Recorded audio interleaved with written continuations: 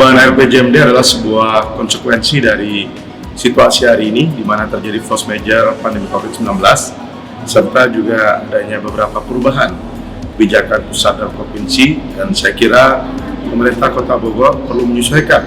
rencana pembangunan jangka menengah daerah 2019-2024. Namun kita berpesan ada 5 poin penting yang tetap harus diperhatikan dalam menyusun RPJMD ini. Yang pertama, perubahan RPJMD tetap harus memiliki keterikatan dan ketersambungan dengan rencana-rencana pembangunan yang sudah dilakukan dan sekaligus juga program-program pembangunan yang sudah dilakukan, sehingga memiliki keberlanjutan program yang tidak berbeda dari tahun-tahun sebelumnya,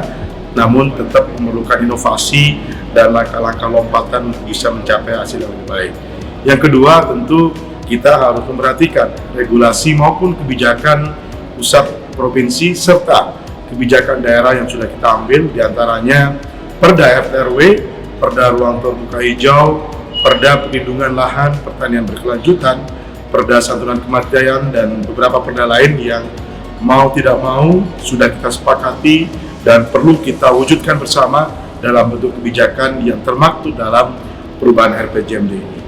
3 hal yang tidak kalah penting adalah bagaimana menyusun kebijakan itu harus melalui pendekatan saintifik,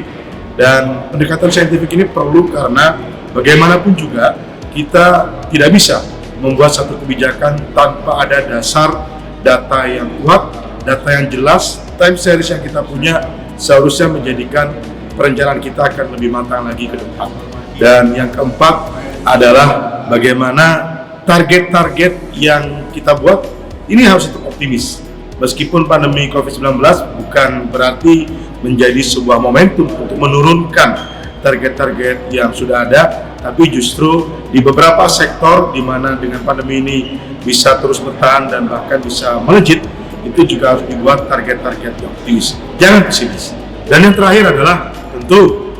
perubahan RPJMD ini harus tetap bisa mengakomodir dan memuat janji-janji kampanye wali kota dan wakil wali kota Bogor, karena janji adalah sesuatu yang harus dipenuhi dan saya kira ini tetap harus diperhatikan. Semoga perubahan RPJMD ini bisa merekomendasikan beberapa hal yang sangat penting yang nanti insya Allah akan kita bahas bersama dengan DPRD Kota Bogor, sehingga kita punya RPJMD yang lebih baik ke depan.